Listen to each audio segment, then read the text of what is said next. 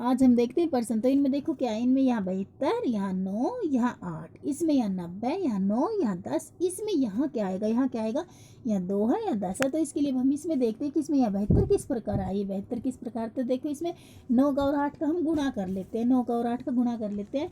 तो 9 गुणा 8 के तो ये 72, 9 गुणा 8, 9 8 72, और ऊपर देखो इसमें यहाँ ये 72 ही है। इसी प्रकार इसमें भी, इसमें देखो 9 का और इस 10 का गुणा कर लेते हैं। तो 9 गुणा 10 किए तो ये 90, 9 गुणा 10 किए तो ये 90, और ऊपर देखो इसमें यहाँ पर ये 90 ही है। इसी प्रकार इसमें भी, इसमें 2 का और 10 का गुणा कर लेते हैं। तो 2 गुणा 10 किए तो ये 2 गुणा 10 किए तो ये 20, यानी कि यहाँ पर ये 20 आ जाएंगे। बी आंसर इसमें सही हो जाएगा 20। अब हम अगला देखते हैं, अगले में क्या है। अगले में देखो इसमें यहाँ 12, यहाँ 13, यहाँ 25, इसमें यहाँ 27, यहाँ 24, यहाँ 51, इसमें यहाँ 27, यहाँ 64, यहाँ क्या आएगा, यहाँ क्या आएगा। इसके लिए अब हम इसमें देखते हैं कि इसमें यहाँ 13 और ये 24 किस प्रकार आए हैं। तो देखो अब इसके लिए हम क्या करते हैं, ये 25 में से हम ये 12 माइनस कर लेते हैं। तो 25 माइनस 12, 25 माइनस 12 के तो ये 13 आ गए।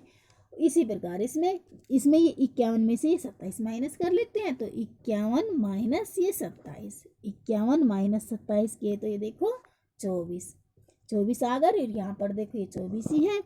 इसी प्रकार इसमें क्या करते हैं, 64 में से ये 27 माइनस कर लेते हैं। तो 64 माइनस 27, 64 माइनस 27, तो ये देखो 37, 64 में से हमने 27 माइनस किया तो 37, यानी कि यहाँ पर इसमें ये 37 आ जाएंगे, यहाँ 37 आ जाएंगे।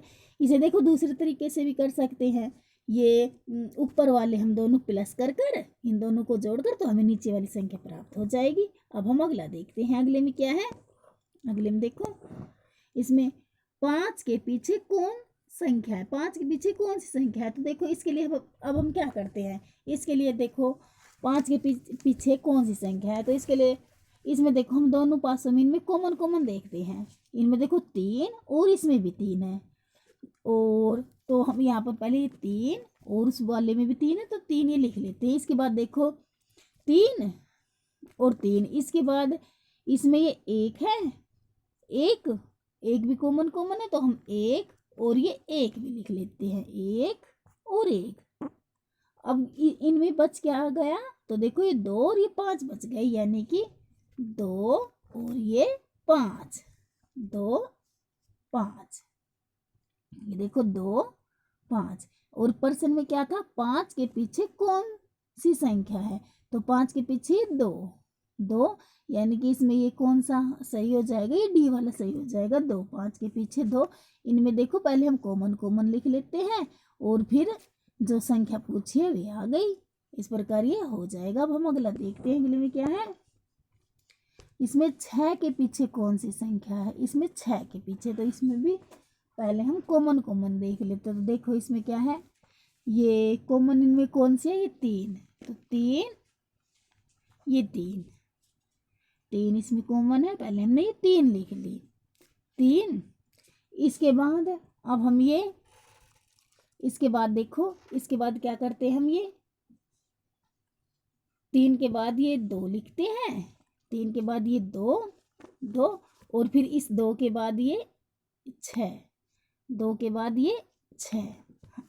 अब इसमें देखो ये 3, पहले हमने 3 लिखा था, इसलिए 3 के बाद क्या है, इसमें ये 1, 3 के बाद 1, यानी कि इस 2 से नीचे यहाँ पर ये 1 लिख देते हैं, और इस 6 के नीचे इसमें ये 1 के बाद क्या है, 5, 1 के बाद 5, यानी कि यहाँ पर ये 5। और प्रश्न में क्या है, 6 के पीछे कौन सी संख्या है, 6 के पीछे तो ये 5, 6 के पीछे कौन सी संख्या है, 5, इसमें 5 आ जाएगा। और 5 देखो इनमें से कौन सी में है, ये डी वाली में 5 है, यानी कि इसमें ये डी वाला सही हो जाएगा 5। इसमें पहले कॉमन वाली संख्या लिख लेते हैं, फिर जो कॉमन वाली संख्या के बाद है वे वाली संख्या लिख लेते हैं। इस प्रकार ये हो जाते हैं। अब हम अगला देखते हैं, अगले में क्या है। अगले में देखो, निम्न आकृति का जल प्रतिबिंब का उचित विकल्प छांटिए। इनमें से जल में यह आकृति कैसे दिखाई जाएगी वो हमें बताना है। तो देखो इसमें क्या है, जल में जब हम किसी भी चीज़ को देखते हैं तो ऊपर वाला हिस्सा नीचे की तरफ दिखाई देता है और नीचे वाला हिस्सा ऊपर की तरफ। इसी प्रकार यह आकृति भी, जो इसमें ये ऊपर वाला हिस्सा है नीचे की तरफ दिखाई देगा और नीचे वाला ऊपर की तरफ, यानी कि त्रिभुज है, ये त्रिभुज नीचे की तरफ दिखाई देगा। और देखो ऐसा इसमें से कौन कौन सी आकृति में, इनमें से देखो ए वाली में है, ए वाली में देखो इसमें त्रिभुज है, त्रिभुज इसमें नीचे की तरफ है और ये वृत्त ऊपर की तरफ, यानी कि ए इसमें ये सही हो जाएगा। अब हम अगला देखते हैं, अगले में क्या है। अगले में भी निम्न आकृति का जल प्रतिबिंब का उचित विकल्प छाटिए कि यह आकृति हमें जल में कैसे दिखाई देगी। तो मैंने क्या कहा था, जल में हम जब किसी भी चीज़ को देखते हैं तो ऊपर वाला हिस्सा नीचे की तरफ और नीचे वाला हिस्सा ऊपर की तरफ दिखाई देता है। तो ए में देखो जो ऊपर वाला हिस्सा है वह नीचे की तरफ और नीचे वाला हिस्सा ऊपर की तरफ, इनमें से कौन सी उसमें दिखाई दे रहा है। तो देखो ये डी वाली में, डी में दिखाई दे रहा है जो ऊपर वाला हिस्सा है नीचे की तरफ और नीचे वाला हिस्सा ऊपर की तरफ। अब अगला देखते हैं, अगले में क्या है। अगले में देखो इसमें क्या है, इसमें देखो यह निम्न में से किसका दर्पण प्रतिबिंब है।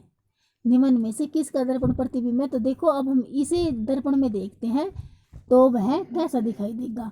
पहले हमने जल में बताया था, अब ये दर्पण में है। तो जब हम दर्पण में किसी भी चीज़ को देखते हैं, दर्पण में जब हम किसी भी चीज़ को देखते हैं, जैसे दर्पण में जब हम स्वयं को भी देखते हैं तो हम जब पूर्व की तरफ मुँह कर खड़े होते तो पश्चिम की तरफ दिखाई देता है और पश्चिम की तरफ मुँह कर खड़े होते तो पूर्व की तरफ दिखाई देता है। इसी प्रकार इसमें देखो ये 8 है, 8 देखो यह हमारे सीधे हाथ की तरफ है 8, यानी कि यहाँ यदि हम इसे दर्पण में देखेंगे तो हमारे उल्टे हाथ की तरफ दिखाई देगा। और देखो ऐसे इनमें से कौन सी में है, ऐसा इनमें से ये डी वाले में है, यानी कि इसमें ये डी वाला सही हो जाएगा। इसी प्रकार ये 6 भी देखो 6 इस तरफ है, इस तरफ है, यानी कि इस तरफ दिखाई देगा। और देखो 6 का ये हमारे उल्टे हाथ की तरफ है, यानी कि ये दर्पण में देखेंगे तो हमें इसी सीधे हाथ की तरफ दिखाई देगा। और देखो इस वाले में यह इसी प्रकार है 6। इसी प्रकार ये देखो 9 हमारे सीधे हाथ की तरफ है, यानी कि दर्पण में उल्टे हाथ की तरफ दिखाई देगा। ये देखो इसमें इसी प्रकार है। और ये 8 भी इसी प्रकार है। इस प्रकार इसमें सी हो जाएगा, क्योंकि दर्पण में जब हम किसी भी चीज़ को देखते हैं पूर्व की तरफ होती है चीज़ तो हमें पश्चिम की तरफ दिखाई देती है, और पश्चिम की तरफ होती है तो पूर्व की तरफ दिखाई देती है। इस प्रकार दर्पण में दिखाई देता है। अब हम अगला देखते हैं, अगले में क्या है। अगले में निम्न आकृति में कितने वर्ग हैं। इस आकृति में कितने वर्ग है। तो इसके लिए देखो हम ये गिन लेते हैं। पहले इनमें देखो 1 2 3 4। अब हम इन चारों का सक्यूर कर लेते हैं। तो देखो 1 का सक्यूर, 2 का सक्यूर, 3 का सक्यूर और ये 4 का सक्यूर, इन सभी का हम सक्यूर कर लेते हैं। तो देखो अब इसमें हम 1 का सक्यूर किया तो 1 का किया तो 1 का सक्यूर किया तो 1, और 2 का किया तो ये 4, 3 का किया तो 9, और ये 4 का किया तो ये 16, 4 का किया तो 16। अब हम इन सभी को प्लस कर लेते हैं, इन सभी को प्लस कर लेते हैं। इन सभी को देखो ये 4 और ये 1, 4 और 1 5 प्लस 9 प्लस ये 16, ये 30 हो गए। यानी कि इन सभी को हमने प्लस किया तो ये 30। इस आकृति में कितने वर्ग हैं, ये 30, यानी कि इस आकृति में 30 वर्ग हो जाएंगे। अब हम अगला देखते हैं, अगले में क्या है। अगले में दी गई आकृति में कितने वर्ग है, इस आकृति में कितने वर्ग है। तो इसके लिए देखो ये पहले ये खाने गिन लेते हैं। तो 1 2 3, अब इनका भी हम सिक्योर कर लेते हैं। 1 का भी, 2 का भी और 3 का भी इनका सिक्योर किया। तो देखो 1 का सिक्योर, 2 का सिक्योर और फिर 3 का। तो 1 का सिक्योर 1, 2 का सिक्योर 4 और 3 का सिक्योर 9। इन सभी को भी अब हम प्लस कर लेते हैं। तो देखो 4 और 1 ये 5 और 5 प्लस ये 9 किए तो ये 14, यानी कि इसमें ये डी वाला आंसर सही हो जाएगा 14, या 14 आ जाएंगे। इसमें कितने वर्ग हैं, इसमें ये 14। अब हम अगला देखते हैं, अगले में क्या है। अगले में निम्न में से कौन सा वेन आरेख चिड़िया पक्षी चूहा को दर्शाता है। इनमें से कौन सा वेन आरेख चिड़िया पक्षी चूहे को दर्शाता है। तो देखो इसमें ये ए वाला ही सही हो जाएगा, ए वाला। क्यों, क्योंकि चिड़िया पक्षी के अंतर्गत आती है और चूहा इनसे बिल्कुल अलग है, चूहा बिल्कुल अलग है, चिड़िया और ये पक्षी। अब हम अगला देखते हैं, अगले में क्या है। अगले में देखो, अगले में देखो, अगले में क्या है। अगले में है इनमें सबसे अलग क्या है, इनमें सबसे अलग, तो देखो इनमें सबसे अलग ये क्या हो जाएगा, सूर्य चंद्रमा ब्रह्मांड मंगल, सूर्य चंद्रमा ब्रह्मांड मंगल। तो इनमें सबसे अलग ये ब्रह्मांड हो जाएगा, सबसे अलग ब्रह्मांड। क्यों, अन्य सभी शब्द ब्रह्मांड के अंतर्गत आते हैं, अन्य सभी शब्द ब्रह्मांड के अंतर्गत आते हैं, इसलिए सबसे अलग ये ब्रह्मांड। अब अगला देखते हैं अगले में क्या है, इसमें पुस्तकालय, पुस्तकालय पुस्तक जर्नल पत्रिका, इनमें सबसे अलग क्या है, तो इनमें सबसे अलग देखो ये पुस्तकालय हो जाएगा, पुस्तकालय सबसे अलग। क्यों, अन्य सभी पुस्तकालय के अंतर्गत आते हैं, अन्य सभी ये जर्नल पुस्तक पत्रिका ये सभी पुस्तकालय के अंतर्गत आते हैं, इसलिए सबसे अलग इसमें ये ए। अब अगला देखते हैं अगले में क्या है, अगले में देखो मच्छर मलेरिया, मच्छर का संबंध मलेरिया से है, तो कुत्ते का संबंध किससे होगा, मच्छर मलेरिया कुत्ता, तो मच्छर के काटने से मलेरिया होता है, जिस प्रकार मच्छर के काटने से मलेरिया होता है उसी प्रकार कुत्ते के काटने से क्या होगा, रेबीज, कुत्ते काटने से क्या होता है, रेबीज। इस प्रकार इसमें कुत्ते का संबंध रेबीज से हो जाएगा, मच्छर मलेरिया कुत्ता रेबीज।